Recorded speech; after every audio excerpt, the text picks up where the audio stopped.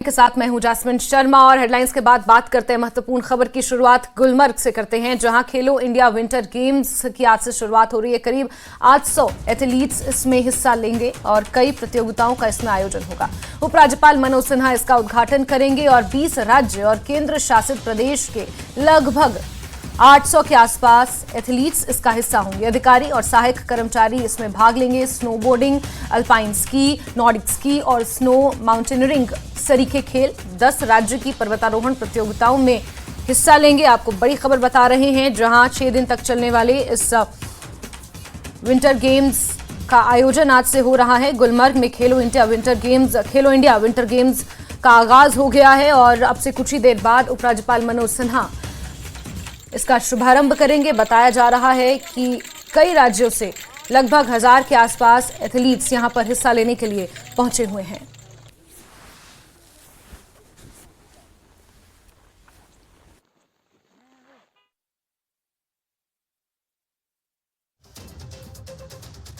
News 18 में आपका खैर मकदम। मैं हूं मुनीर हुसैन होरा। जैसा कि आप जानते हैं, सयाहती मकाम गुलमर्ग में इस बार चौथी बार खेलो इंडिया का एडिशन होने जा रहा है और कल से बाज़ाब्ता तौर पे इसका इनाग्रेशन होगा। और हमारे साथ सरमद हफीज़ साहब है। सर, जिस तरीके से इस बार भी मेज़बानी मिली है गुलमर्ग को और ये खुशाइन कदम है, और कितनी तैयारी हो चुकी है और एथलीट्स क्या पहुँचे हैं गुलमर्ग? देखिए, चौथी बार लगातार जो हमारी आज तक 3 खेलो इंडिया गेम्स हुई हैं और ये चौथी गेम है, और चौथी बार लगातार जम्मू कश्मीर जो है, गुलमर्ग जो है, खेलो इंडिया विंटर गेम्स को होस्ट कर रहा है। हमारे लिए बहुत बड़ी बात है। It's a moment of great pride for Jammu and Kashmir कि गुलमर्ग और जम्मू कश्मीर जो है, it has emerged as the winter games capital of the country.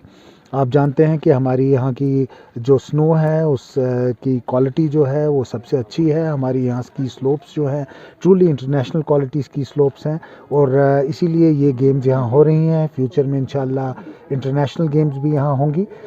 Athletes कोई 600 से ज़्यादा सारी कंट्री से आए हैं, जो ट्रैवल करके आए हैं।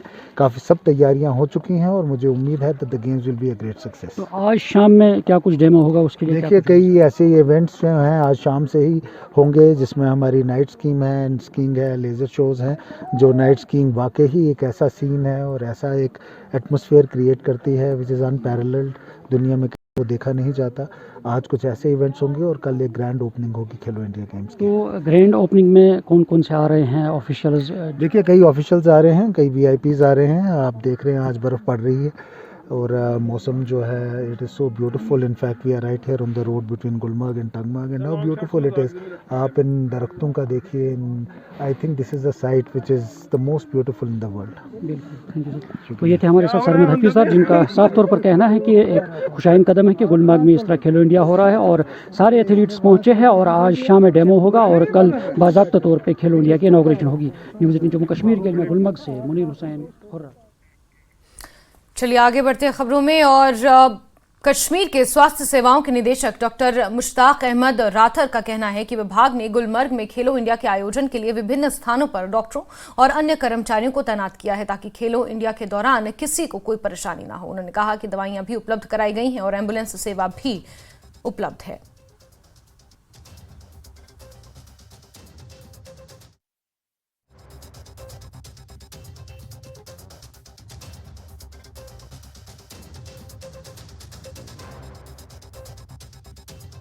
मेडिकल रिलेटेड बिल्कुल श्रीनगर से लेके यहाँ तक हर एक जगह हमने अपनी टीम्स रखी है, in between Srinagar to Gulmarg.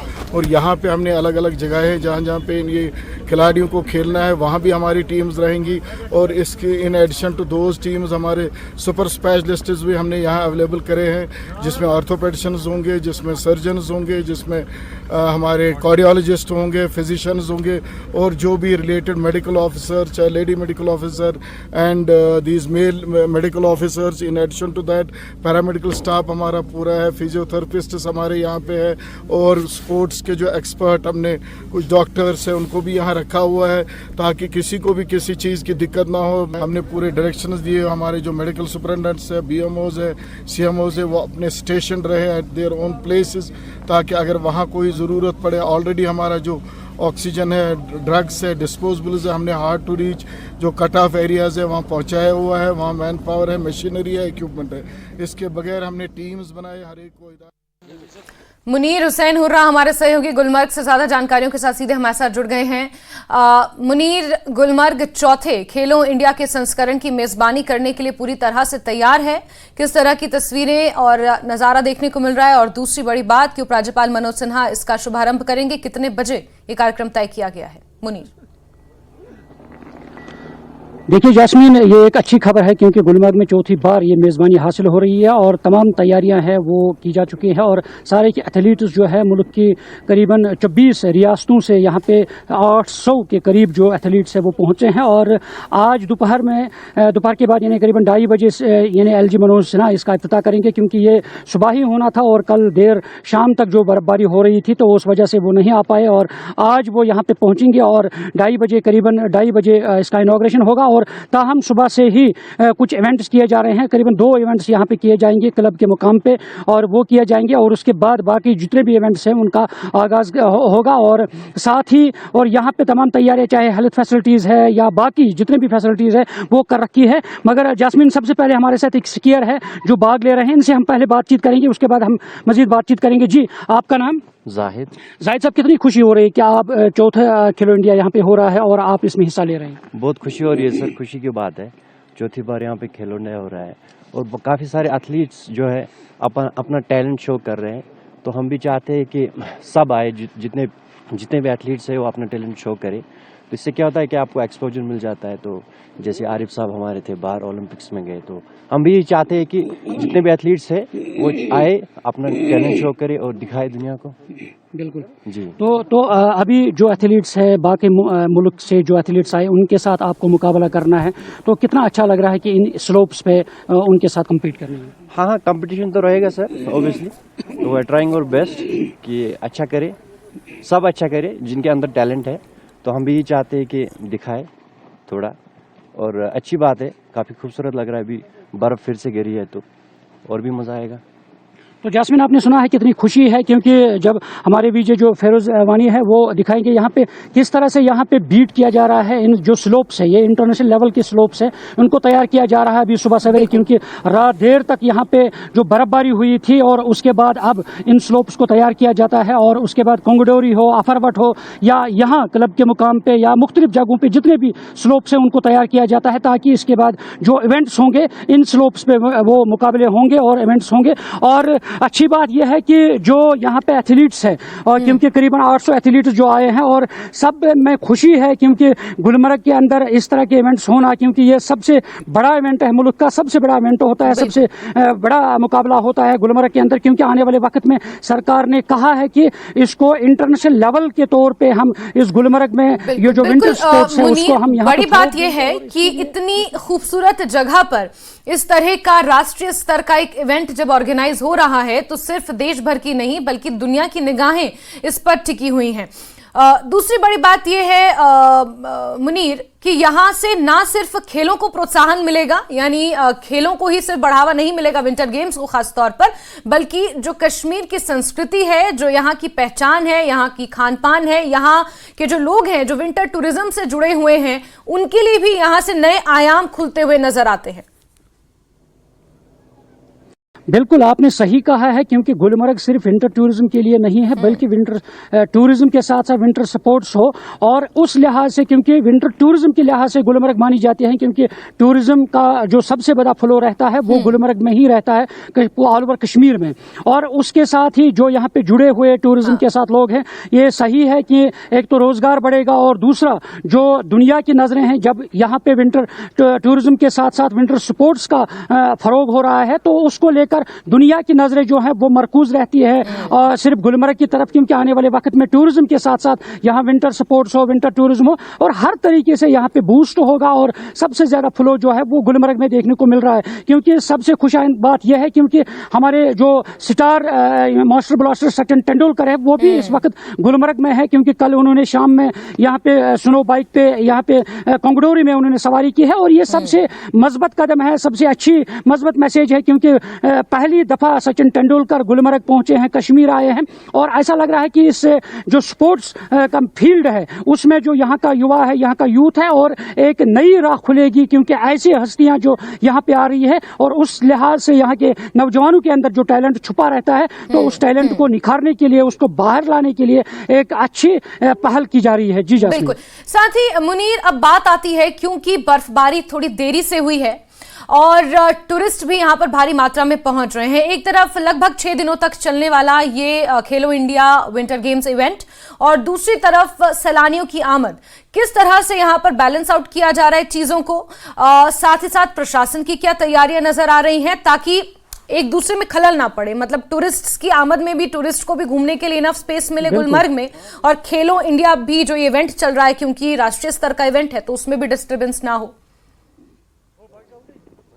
बिल्कुल आपने सही कहा है कि जिस तरह से हम खेलो इंडिया की बात करें, क्योंकि उसमें अलग से सरकार ने इंतजाम कर रखे हैं, चाहे गाड़ियों का इंतजाम, चाहे पुलिस हो, चाहे हर तरीके से जो भी इंतजाम करने के वो रखे हैं अलग तरीके से, उसमें टूरिस्ट्स के साथ कोई खलल ना पड़े। क्योंकि अगर हम गाड़ियों की बात करें, गाड़ियाँ अलग रखी गई है, खासतौर पर खेलो इंडिया के जितने भी, चाहे एथलीट हो, चाहे ऑफिशियल्स हो, चाहे बाकी जितने भी लोग इसके साथ जुड़े हैं, उनके लिए अलग से इंतजाम रखा गया है और रूट जो है वो रखे गए हैं। और टूरिस्ट के साथ ये भी है कि उनको कोई खलल ना पड़े, उनके लिए बाज़ाब्ता तौर पे स्पेस रखी गई है, जगह रखी गई है ताकि वो जिस मकसद के लिए वो टूरिस्ट यहाँ पे आ रहे हैं इन्हें घूमने के लिए, उनको कोई गजन कोई खलल ना पड़े, उसके लिए बाज़ाब्ता तौर पे इंतजामिया ने इंतजाम कर रखे हैं ताकि स्मूथ तरीके से और आसान तरीके से ये सारा सिस्टम, चाहे खेलो इंडिया है, चाहे टूरिस्ट यहाँ घूमने आते हैं, कोई उनके दरमियान तजाद या उनके दरमियान कोई खलल ना पड़े, उसके लिए इंतजाम पूरे तरीके से किए जा चुके हैं।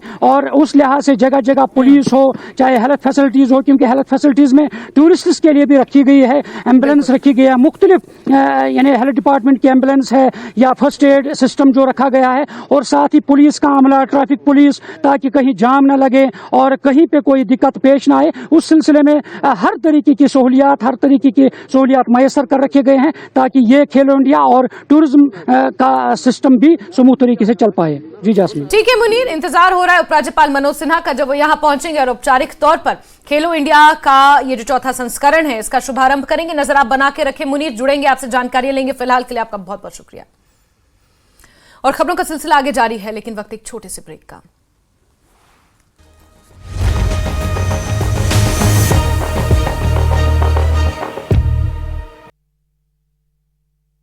स्टॉप। ललितपुर में पुलिसकर्मी की पत्नी ने की आत्महत्या। कल पुलिस भर्ती की परीक्षा का दिया था पेपर, एग्जाम अच्छा नहीं होने पर थी परेशान। बुलंदशहर में फर्जी आंसर की बेचने वाला रिटायर फौजी गिरफ्तार। 68,000 नगद, वोटर कार्ड, आईडी कार्ड बरामद। उन्नाव में पुलिस भर्ती परीक्षा देने आई गर्भवती को अचानक प्रसव पीड़ा, बच्ची को दिया जन्म। प्रतापगढ़ में पकड़ा गया सॉल्वर, दूसरे की जगह दे रहा था एग्जाम, गंभीर धाराओं में मुकदमा दर्ज। आजमगढ़ में आरक्षी परीक्षा में पकड़े गए 2 मुन्ना भाई, अलग अलग परीक्षा केंद्रों पर पकड़े गए। पुंछ में निचले क्षेत्रों में बारिश होने से कई इलाकों में बर्फबारी शुरू हुई। तहसील मंडी में सबसे अधिक बर्फबारी देखने को मिली, स्थानीय लोग बर्फबारी का उठा रहे आनंद। भलेसा और चेनाब क्षेत्र के इलाके में बर्फबारी जारी है। मौसम विभाग बर्फबारी होने की आशंका जताई थी। लद्दाख में 2 दिवसीय स्टोक गुरु सेचू का आयोजन किया गया। उत्सव के बारे में स्टोक फांडे सोक स्पा ने जानकारी दी। भिक्षुओं ने धार्मिक देवताओं के मुखौटे पहनकर सांस्कृतिक कार्यक्रम प्रस्तुत किया। मनाली के ऊपरी क्षेत्रों में हुई भारी बर्फबारी। अटल टनल, रोहतांग सहित आसपास के क्षेत्रों में जमकर हो रही बर्फबारी। मौसम विभाग ने 2 से 3 दिनों तक भारी बर्फबारी की जताई संभावना। सपरून बाईपास के पास सड़क की हालत खस्ता, वाहन चालकों को हो रही काफी परेशानी। लोगों ने लगाया पीडब्ल्यूडी विभाग पर आरोप, कहा शिकायत के बाद भी पीडब्ल्यूडी विभाग कर रहा है अनदेखी।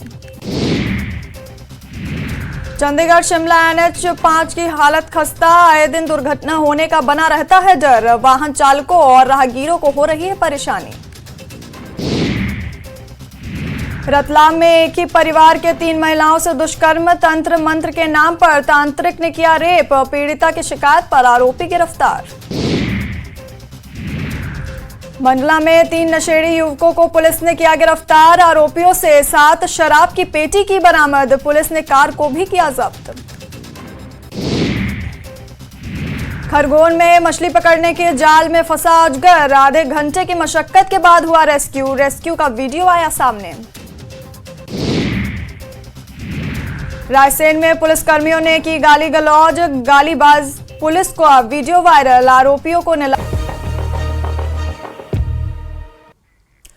ब्रेक के बाद आगे बढ़ते हैं। बर्फबारी के बीच बडगाम जिले के मागाम में बिजली आपूर्ति बहाल करते समय बिजली विभाग का front line worker Mohammad Abdullah Mir नामक लाइनमैन गिर गया और गंभीर रूप से जख्मी हुआ।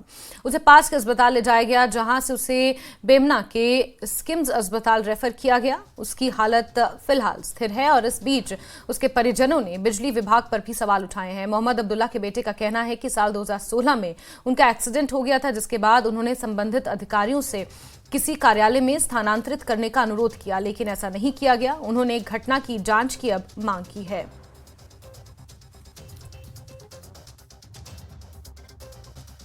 पीडीडी डिपार्टमेंट से 2016 में मेरे फादर का एक मेजर एक्सीडेंट हुआ है during the restoration of 11,000 kV line in Magam sub station, जिसके दौरान उसको 35% बॉडी बर्न इंजरी हुई है।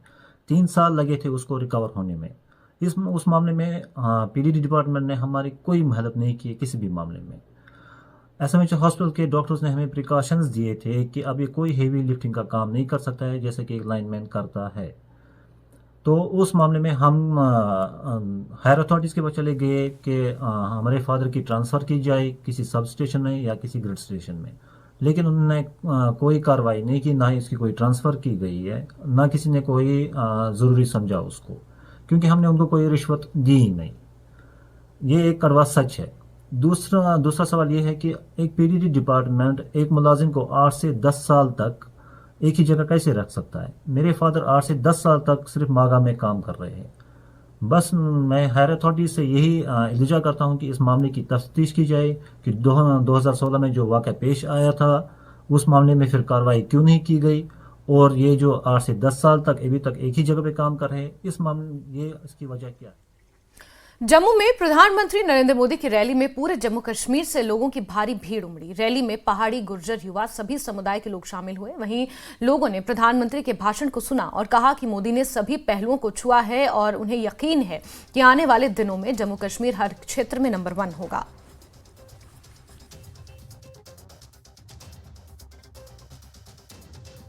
देखिए, बिल्कुल 100% ठीक है। मोदी है तो मुमकिन है, मोदी की गारंटी है। मोदी साहब का नारा है कि सबका साथ, सबका विकास और सबका विकास। और मुझे लगता है कि जो हमारे जम्मू कश्मीर में बदलाव आ रहा है 370-35 से टूटने के बाद, जो परिवारवाद था, राज था, एक ही बाप बेटा, दादा नाना फूफा चाचा ताया वही बनते थे, सीएम वही, संतरी मंत्री वही बनते थे। अब वो जो परिवारवाद है ना, वो मोदी साहब ने आके कहीं गुड्डे गर्दी हदेर गर्दी वो चीज़ खत्म करी है। देखिए, ये जो रैली है ये सबसे विशाल रैली हुई है। इतनी पब्लिक जो है, जो पहले 2014 में हुई थी, इससे 2 गुनी ज़्यादा पब्लिक यहाँ आई है मोदी जी के फैन जो थे। मैं आपको पहले कहना चाहता हूँ 2014 से दरवाजे खुल गए हुए हैं। 2014 से पहले आप देखिए कितने मेडिकल कॉलेज थे और आज देखिए कितने मेडिकल कॉलेजेस हैं, और फ्लाईओवर्स देखिए, टनल देखिए, एशिया का हाईएस्ट ब्रिज बना, और यहाँ की डेवलपमेंट्स देखिए, और यहाँ का टूरिज्म निकाल के नेट में सर्च कीजिए। 2 लाख टूरिज्म इस साल बढ़ा है, 2 करोड़ समथिंग टूरिज्म बढ़ा है इस बार। तो मैं बहुत बहुत शुक्रिया अदा करना चाहता हूँ मोदी। आप हमारे मोदी जी को हम यही कहेंगे, मोदी जी का हम शुक्रिया करते हैं, वेलकम करते हैं। मोदी जी ने हमारे लिए बहुत कुछ किया है, खासकर एसटी कमेटी के लिए। यहाँ भी मोदी जी ने गुजर बकरवाल का नाम लिया है। हम इस चीज़ का मोदी जी का धन्यवाद करते हैं। और हमें 9 सीटें रिजर्वेशन की है हमारी, हमें फर्स्ट एक्ट दिया है मोदी जी ने, सब कुछ दिया हमें। हम मोदी जी का बहुत बहुत शुक्रिया अदा करते हैं। चलिए आगे बढ़ते हुए बात मौसम की कर लेते हैं। श्रीनगर में हल्की बारिश शुरू हो गई है, बादल वहां पर छाए हुए हैं। दोपहर तक मौसम ऐसा बना रहने का अनुमान जताया जा रहा है। ऊंचाई वाले इलाकों में कल भी बर्फबारी हुई थी। बर्फबारी और बारिश से तापमान में भारी गिरावट दर्ज की जा रही है। तो बड़ी खबर आपको बता रहे मौसम के हवाले से, आगे आने वाले 29 फरवरी तक मौसम विज्ञान केंद्र ने मौसम इसी तरह बने रहने का अनुमान जताया है। दोपहर तक मौसम खराब बना रहेगा, बादल छाए रहेंगे, ऊंचाई वाले इलाकों में बर्फबारी और निचले इलाकों में बारिश का अनुमान मौसम विज्ञान केंद्र ने जताया है।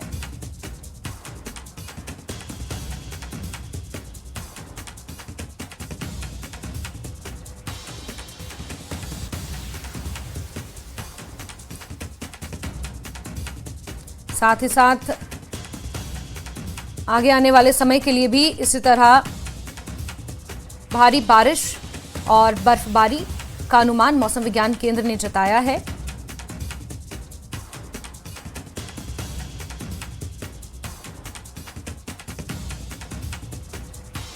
वहीं भलेसा में भी बारिश और बर्फबारी का दौर शुरू है।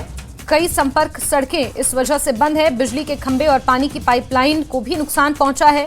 प्रशासन ने गैर जरूरी यात्रा करने से बचने की अपील की है लोगों से। श्रीनगर का रुख करते रईस हमारे सहयोगी जुड़ गए हैं। रईस, आगे आने वाले लगभग एक हफ्ते के लिए मौसम विज्ञान केंद्र ने इसी तरह का अनुमान जताया, लेकिन खासतौर पर 21 और 22 फरवरी के लिए बेहद कड़ाके की ठंड, ऊपरी इलाकों में बर्फबारी और निचले इलाकों में बारिश का अनुमान है। किस तरह से मौसमी हालात बने हुए हैं आज श्रीनगर में? जी हाँ, बिल्कुल। जिस तरह से हम यहाँ पे श्रीनगर में देख रहे हैं कि आज सुबह से ही क्लाउडी मौसम है और कल यहाँ पे जो है वो बर्फबारी हुई है और उसके बाद जो है सर्दी दोबारा से लौट आई है। इस वक्त हम मौजूद है श्रीनगर के जहांगीर चौक में, जहाँ पे आप देख सकते हैं कि जो सर्दी की लहर है वो वापस आई है और इसके साथ साथ जो कल बर्फबारी हुई है उसके नज़ारे आप अभी भी देख सकते हैं कि अभी भी बर्फ जो है यहाँ पे आप देख सकते हैं। और उसके साथ साथ जिस तरह से हमने देखा कि अपर रीजन्स में जिस तरह से भारी बर्फबारी हुई है, उसके बाद प्लेन्स में भी सर्दी की लहर जो है वो वापस लौट आई है। बता दें कि महकमे मौसमियात ने पेशन गोई की थी कि एक मेजर वेट स्पेल जो है वो कश्मीर में होगा, तो उसके बाद ही बिल्कुल जो अपर रीजन है वहां पे भारी बर्फबारी हुई और श्रीनगर में भी कल जो है वो बर्फबारी हुई, जिसको लेके जो होटलियर्स है, शिकारे वाले हैं, काफ़ी खुश है। वो लोग जो टूरिज्म से एसोसिएट है उनमें काफ़ी खुशी पाई जा रही है। लेकिन दूसरी तरफ से आज सुबह से ही हम देख रहे हैं कि श्रीनगर में मौसम जो है वो क्लाउडी है और इसके साथ साथ हल्की फुल्की बारिशें जो है वो अभी भी जारी है और बताया जा रहा है कि आज दोपहर तक जो है वो मौसम इसी तरह रहेगा और दोपहर के बाद जो है मौसम में बेहतरी आएगी। लेकिन इसके साथ साथ महकमे मौसमियात ने ये भी प्रेडिक्शन की है, ये भी पेशन गोई की है कि 27 फरवरी तक जो है कोई मेजर अब कोई उस तरह का स्नोफॉल होने वाला नहीं है या कोई बड़ी तब्दीली मौसम में नहीं होगी, तो अमूमन मौसम जो है वो खुशकी रहने का इम्कान है। फिलहाल जो हम यहाँ पे देख पा रहे हैं कि जिस तरह से वेट स्पेल की यहाँ पे पेशन गोई की थी उसके चलते जो है श्रीनगर में सर्दी फिर से लौट आई है। जो गर्म कपड़े हैं उनकी डिमांड फिर से बढ़ रही है और इसके साथ साथ हमने देखा था कि जो लंबा ड्राई स्पेल चला था उसके बाद बुकिंग जो है वो कैंसिल हो रही थी, होटलियर्स का काम कम हो रहा था, शिकारे वाले परेशान थे, इसके साथ साथ जो फार्मर्स हैं उनमें भी परेशानी पाई जा रही थी।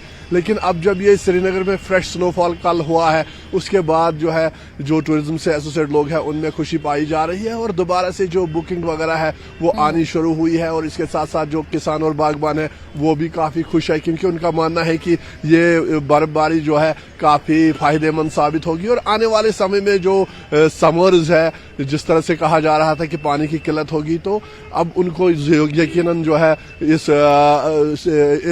स्नोफॉल से राहत मिली है। तो कुल मिला के हम यहाँ पे देख पा रहे हैं कि कुछ दिनों पहले यहाँ पे ऐसा लग रहा था कि अब सर्दी बहुत कम हो गई थी, लेकिन अब अपर रीजन्स में बर्फबारी होने के साथ ही श्रीनगर में भीषण ठंड फिर से लौट आई है। जी बिल्कुल।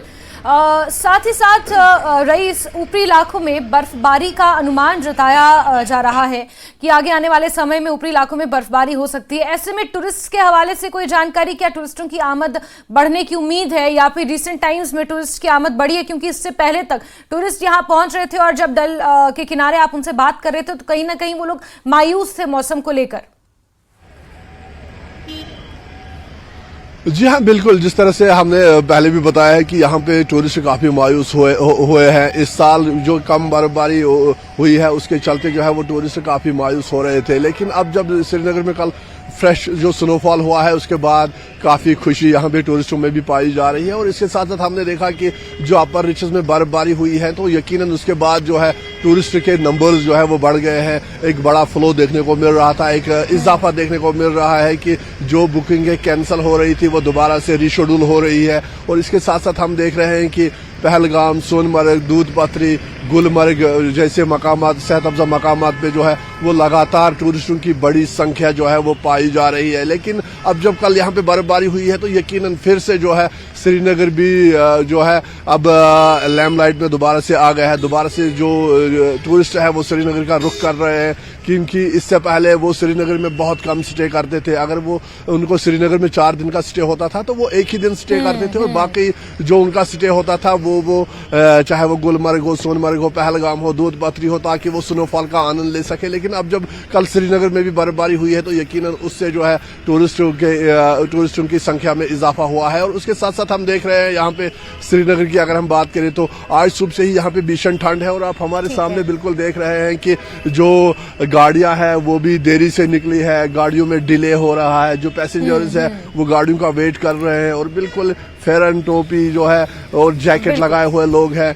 भीषण ठंड जो है वो फिर से लौट आई है, और जिस तरह से बर्फबारी हुई है यकीनन इस बर्फबारी से राहत मिली है। और ऊपरी इलाकों में जो अपर बिल्कुल राहत की बर्फबारी है, क्योंकि किसानों बागवानों ने राहत की सांस ली है। जो चिलिंग आवर्स चाहिए मावे के बागानों को, सेबों को, वो इससे मिलेंगे। और कहीं ना कहीं जो एक टेम्परेचर मेंटेन करने की जरूरत है ग्लेशियर्स के लिए, वो भी एक महत्वपूर्ण एंगल है इसमें। हालांकि नजर बना के रखे रईस, बहुत शुक्रिया हमारे साथ जुड़ने के लिए, जानकारियों के लिए। और इसी के साथ खबरों का सिलसिला इस बुलेटिन में यहीं तक, लेकिन न्यूज़ 18 JKLH पर खबरें जारी रहेंगी। बने रहिए हमारे साथ। वक्त एक